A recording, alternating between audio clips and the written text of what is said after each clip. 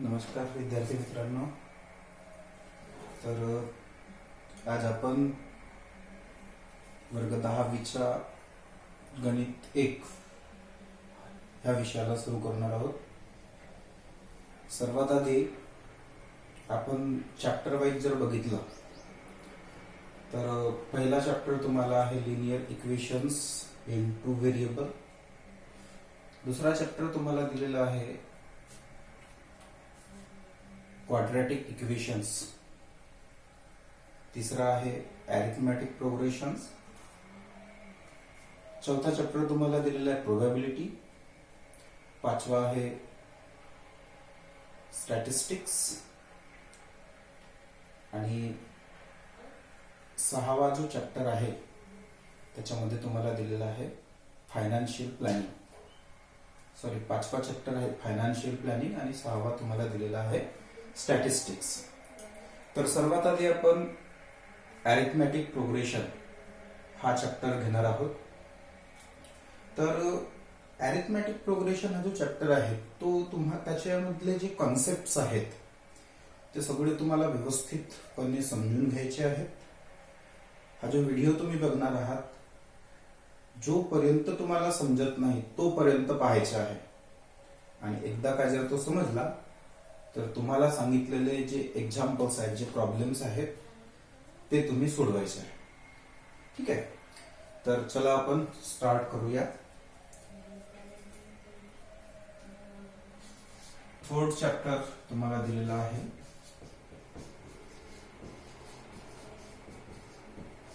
Arithmetic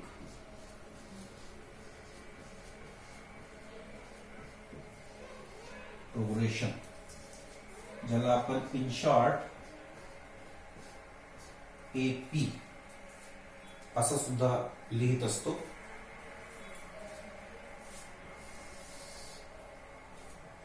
तर arithmetic progression हे बघण्याच्या आधी आपल्याला सिक्वेन्स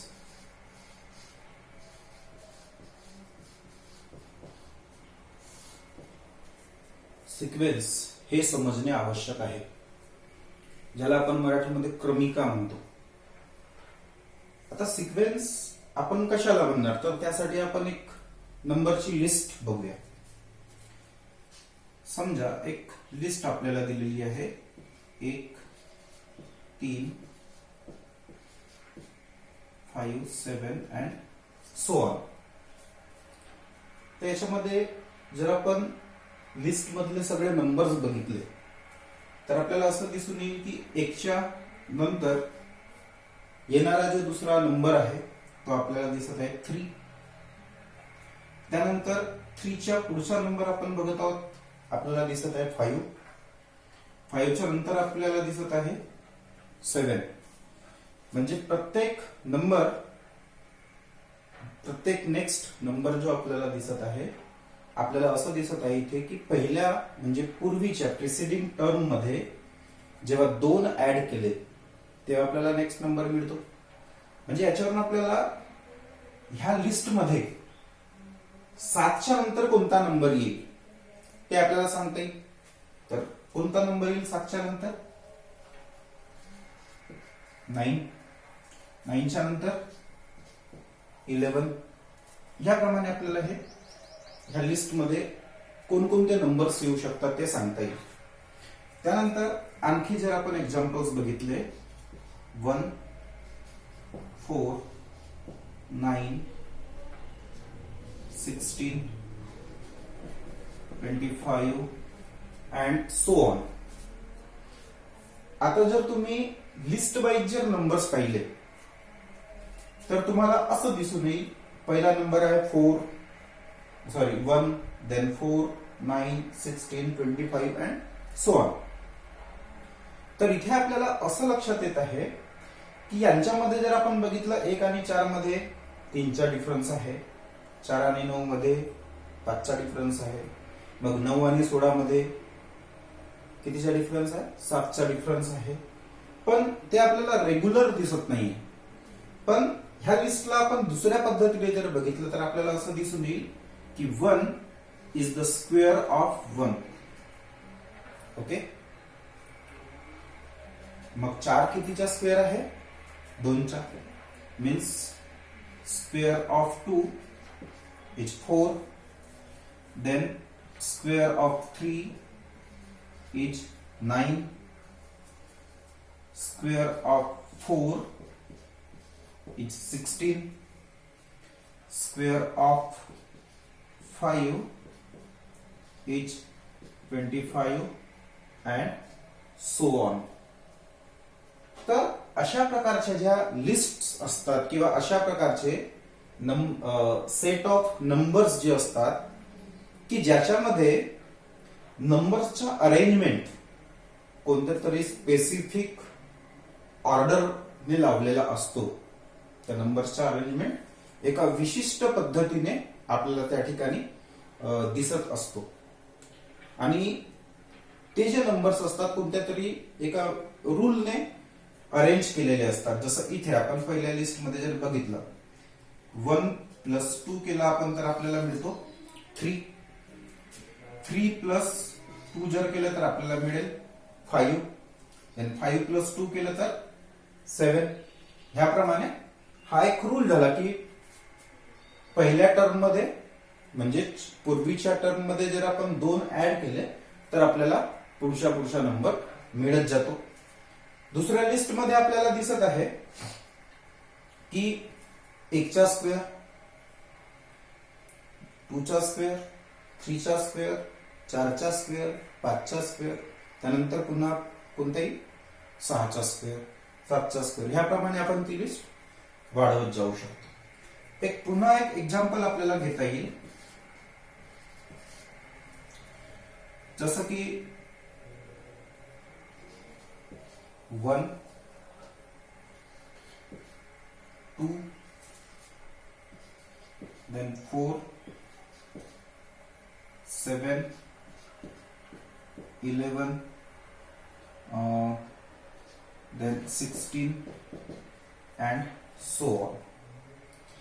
आता ह्या लिस्ट मध्ये जर तुम्ही बघितलं तर तुम्हाला इथे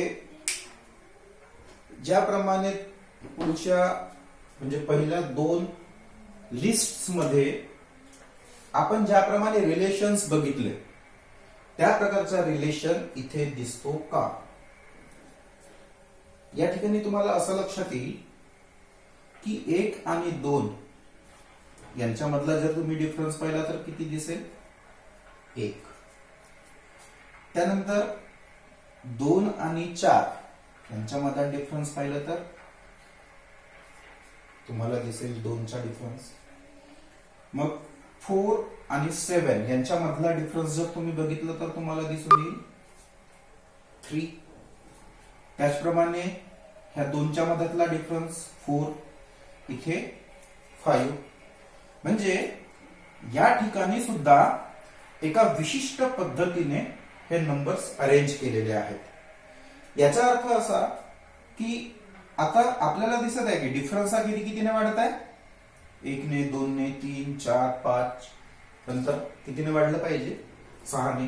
तर 16 मध्ये 6 ऍड केले आपण तर किती होईल? 22. मग कितीने वाढला पाहिजे?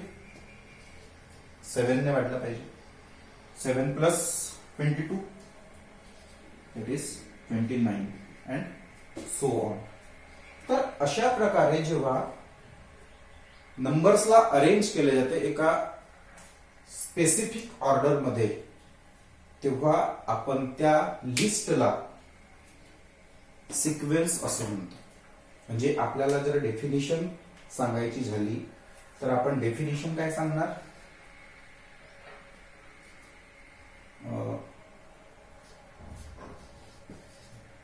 the set of number in which arrangement of numbers is in definite order by some rule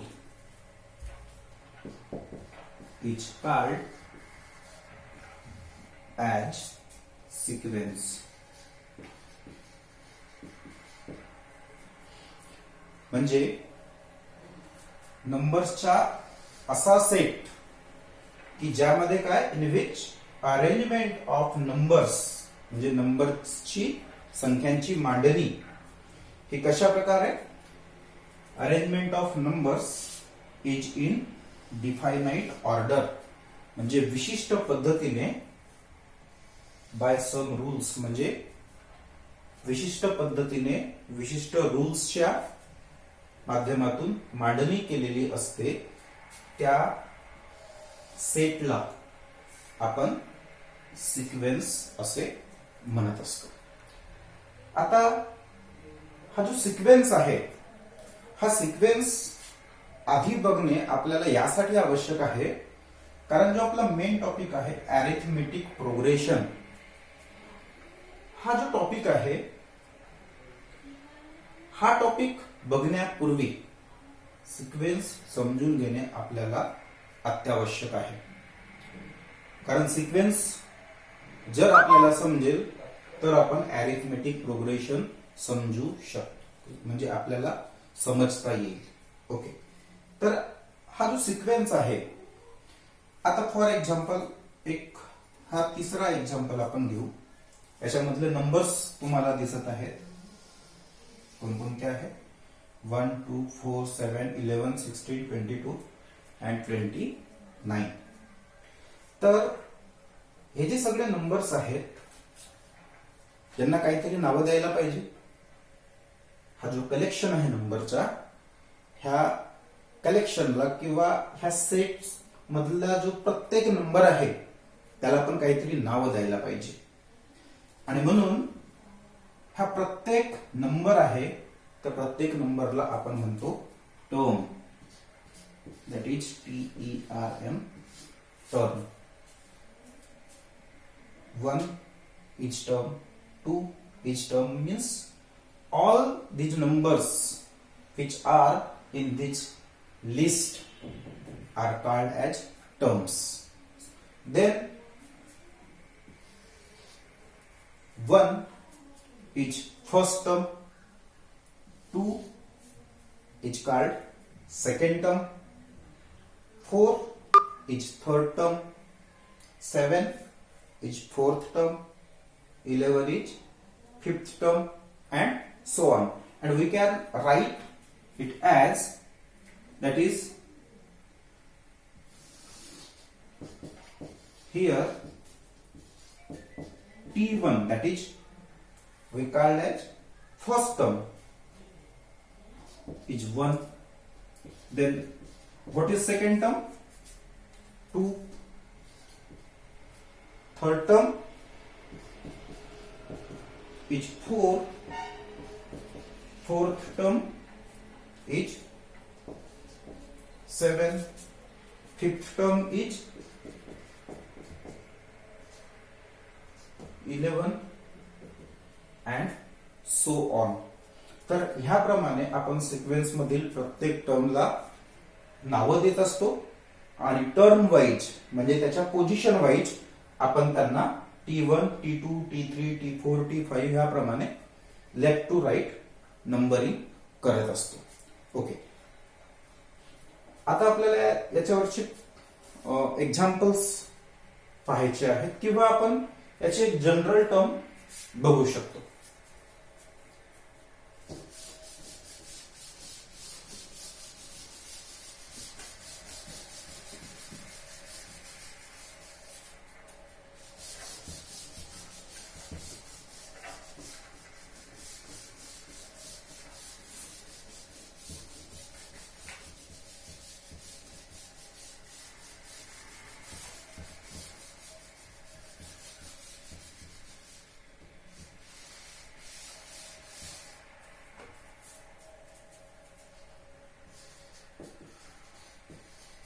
General term of a sequence. आता सिक्वेन्सची जनरल टर्म कशा प्रकारे लिहायची असते किंवा कशा प्रकारे आपण ती फाइंड आउट करू शकतो एखाद्या सिक्वेन्स वरून. समजा एक सिक्वेन्स जो आपण इथे तिसरा घेतलेला होता तोच आपण घेऊ. Example 1 2 4 7 11 and so on. आता या ठिकाणी आपल्याला दिसत आहे की T1 is 2, second term is T1 is 1, second term is 2, third term is 4, fourth term is 7 and fifth term is 11. आता जनरल टर्म म्हणजे नेमकं काय? तर जनरल टर्म म्हणजे जसं आपण T1, T2, T3, T4, T5 हे जे लिहिलेलं आहे, आपल्याला त्या सिक्वेन्स मधली कोणत्याही नंबरची टर्म विचारली असते. कोणत्याही नंबरची टर्म म्हणजे आता इथे 5व्या टर्म पर्यंत दिलेला आहे.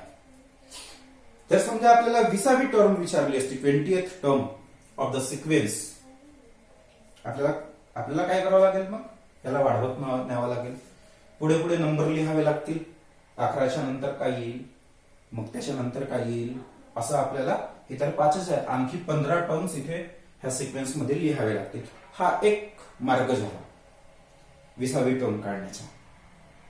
पण आपल्याला तो सिक्वेन्स मध्ये पुढे पुढे नंबर न लिहिता एक फॉर्म्युला शोधायचा असतो की तो जो सिक्वेन्स आहे त्या सिक्वेन्स वरून आपल्याला एक फॉर्म्युला काढायचा आहे. त्याला आपण म्हणतो त्या सिक्वेन्सची जनरल टर्म.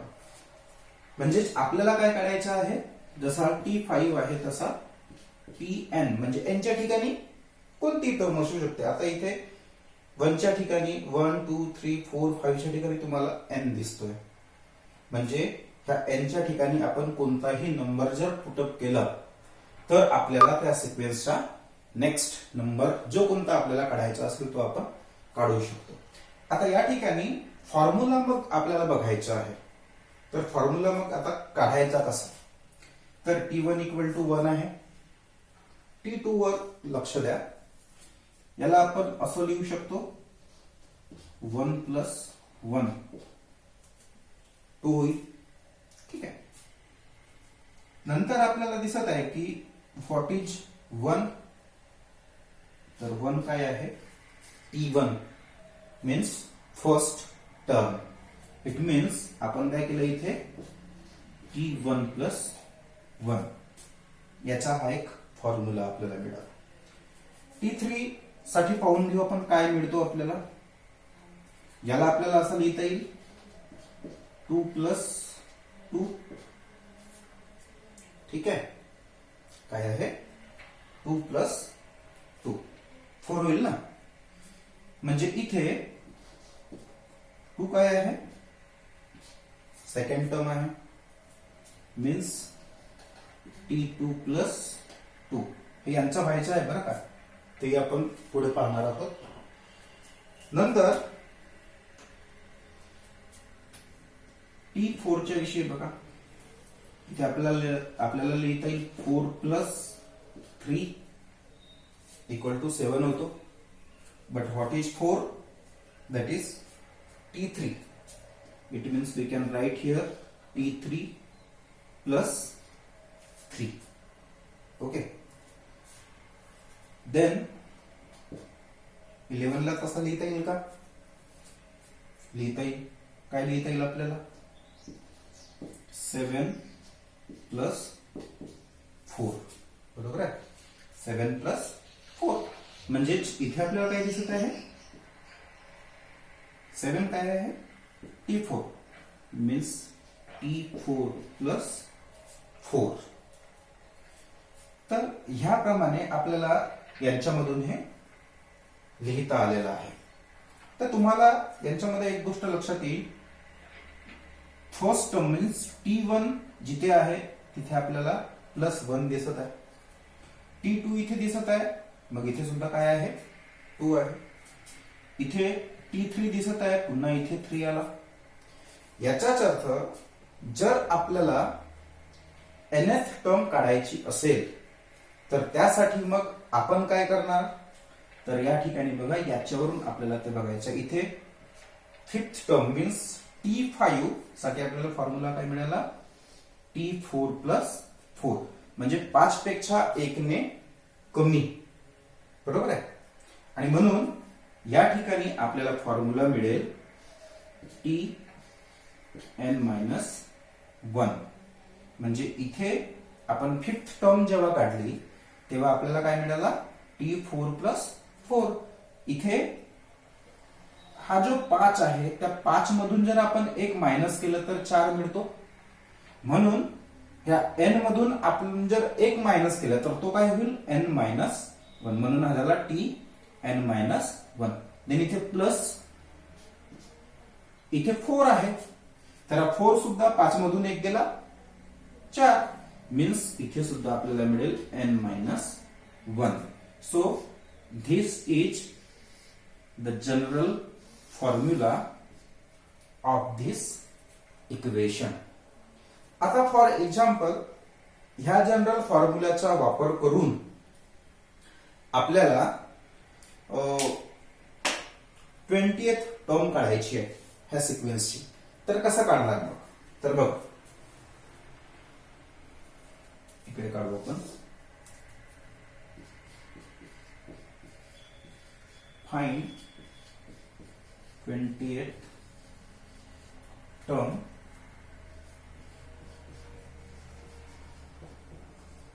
of this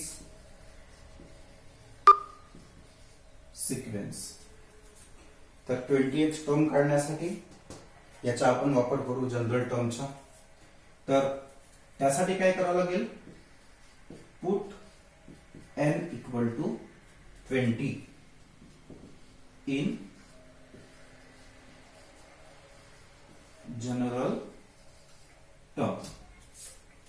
ठीक आहे, आपल्याला काय करायचे आहे, आपल्याला 20th टर्म म्हणजे 20वी टर्म काढायची आहे. त्यासाठी जनरल फॉर्म्युलामध्ये ज्या ज्या ठिकाणी n आहे तिथे आपल्याला 20 पुटअप करायचे आहे. चला तर पुटअप करा, काय मिळेल, हा होईल T20 इक्वल टू T इथे n मायनस 1 सफिक्स मध्ये आहे, म्हणजे या ठिकाणी आपल्याला लिहावं लागेल T20 minus 1 then plus n minus 1 आहे. तर सॉरी n च्या ठिकाणी आपल्याला 20 ठेवायचं आहे. 20 मायनस 1 काय मिळेल,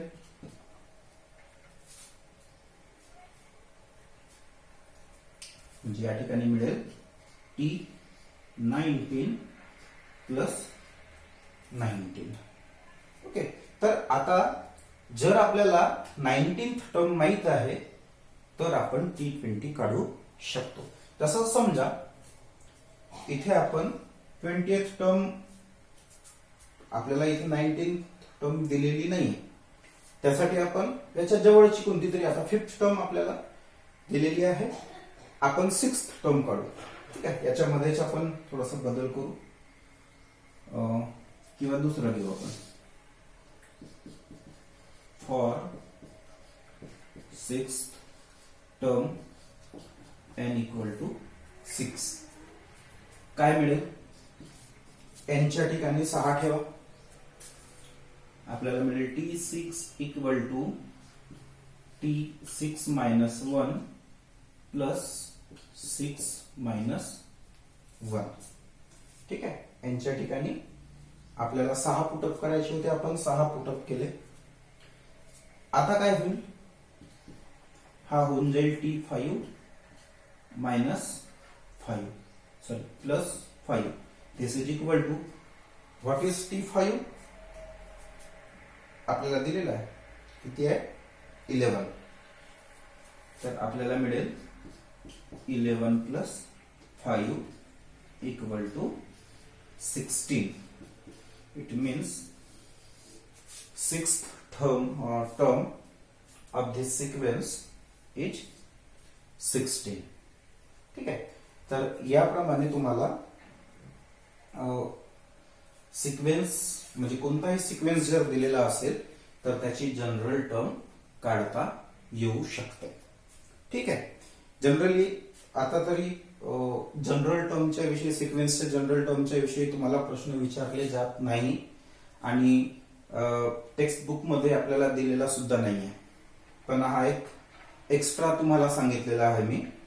बरं, आता आपण आपला जो मेन टॉपिक आहे अरिथमेटिक प्रोग्रेशन त्याच्याकडे आपण वळूया.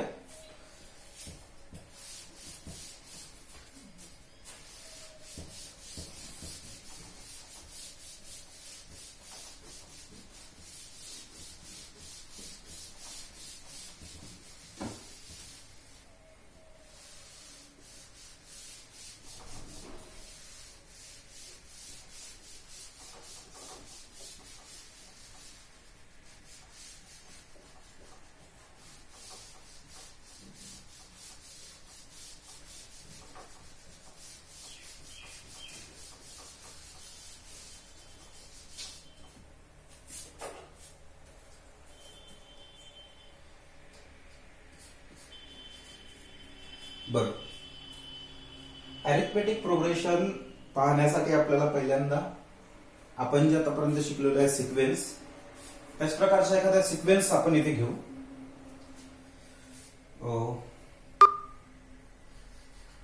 2, 6, 10, 14, 18 अँड सो ऑन. हा एक सिक्वेन्स आहे. ह्या सिक्वेन्स मध्ये आपण जर बघितलं तर आपल्याला असं दिसत आहे की पहिली टर्म आहे 2, नेक्स्ट टर्म जेव्हा आपण पाहतो आपल्याला दिसतो 6, म्हणजे कितीने वाढलेला आहे 4 ने. म्हणजे इथे आपण 4 ऍड केले तेव्हा आपल्याला मिळाला 6. नेक्स्ट टर्म आपल्याला दिसते 10, म्हणजे इथे सुद्धा आपण किती ऍड केले 4. पुन्हा आपल्याला मिळाला 10. इथे सुद्धा आपण 4 ऍड केले 14 मिळाला. पुन्हा 4 ऍड केले 18 मिळाला. म्हणजे प्रत्येक नेक्स्ट टर्म ही आपल्याला कशा प्रकारे मिळत आहे की जेव्हा आपण पूर्वीच्या टर्म मध्ये प्रिसिडिंग टर्म मध्ये जेव्हा 4 ऍड करतो तेव्हा आपल्याला नेक्स्ट टर्म मिळत जाते. म्हणजे कोणत्याही दोन कॉन्जिक्युटिव्ह टर्म्स च्या मधातला जो डिफरन्स आहे तो आपल्याला कसा दिसतो कॉन्स्टंट. ठीक आहे. आणखी दुसरा एक एक्झाम्पल बघू. 36, then 33, 30, 27 and so on. आता इथे फर्स्ट टर्म आहे 36, सेकंड टर्म आहे 33, थर्ड टर्म आहे 30, फोर्थ टर्म आहे 27. म्हणजे आपल्याला असं म्हणता येईल की 36 मधून आपण जर 3 मायनस केले, मीन्स 3 जर आपण मायनस केले तर आपल्याला मिळतो 33. पुन्हा 33 मधून आपण पुन्हा 3 जर मायनस केले तर 30 मिळेल. ओके. पुन्हा 30 मधून पुन्हा 3 मायनस केले म्हणजेच आपल्याला काय मिळाला 27. म्हणजे ह्या दोन्ही सिक्वेन्स वरून आपल्याला असं दिसत आहे की हे अशा प्रकारचे सिक्वेन्स आहेत की ज्यामध्ये नेक्स्ट टर्म म्हणजे पुढची टर्म मिळवण्यासाठी आपण प्रिसिडिंग टर्म मध्ये एक स्पेसिफिक किंवा एक कॉन्स्टंट नंबर ऍड करत जातो तेव्हा आपल्याला नेक्स्ट टर्म मिळते. तर अशा प्रकारचे जे सिक्वेन्सेस असतात त्या सिक्वेन्सला आपण अरिथमेटिक प्रोग्रेशन असे म्हणत असतो. ठीक आहे. आता या सिक्वेन्सेस वरून किंवा आता आपण तर प्रूव्ह केलेलं आहे की हे अरिथमेटिक प्रोग्रेशन्स आहेत. मग यांची डेफिनिशन जर लिहायची असेल किंवा यांच्याविषयी आपल्याला सांगायचं असेल तर आता ज्याप्रमाणे मी सांगितलं की हे असे सिक्वेन्स आहेत की ज्यामध्ये आपण प्रिसिडिंग टर्म मध्ये एक कॉन्स्टंट नंबर ऍड केला तर आपल्याला नेक्स्ट नंबर मिळतो किंवा नेक्स्ट टर्म मिळते, तेव्हा आपण त्या सिक्वेन्सला अरिथमेटिक प्रोग्रेशन असे म्हणतो. डेफिनिशन पाहून घेऊ आपण.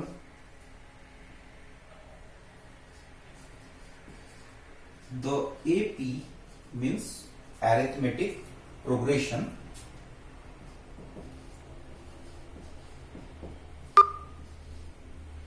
in which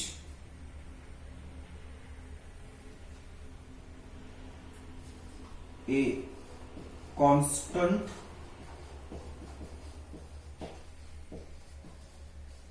number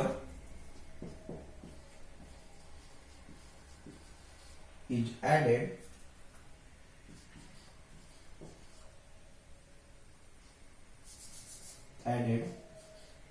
to preceding term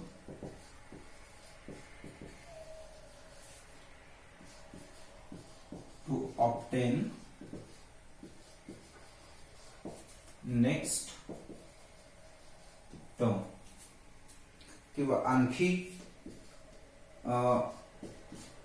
आपण दुसऱ्या प्रकारे जर डेफिनेशन आपल्याला लिहायची असेल तर आपण आणखी दुसऱ्या प्रकारे लिहू शकतो.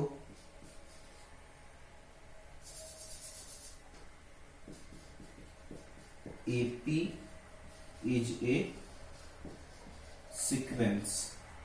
इथे फरक काही नाही, फक्त इथे AP is a sequence असं लिहायचा होता. तर AP is a sequence in which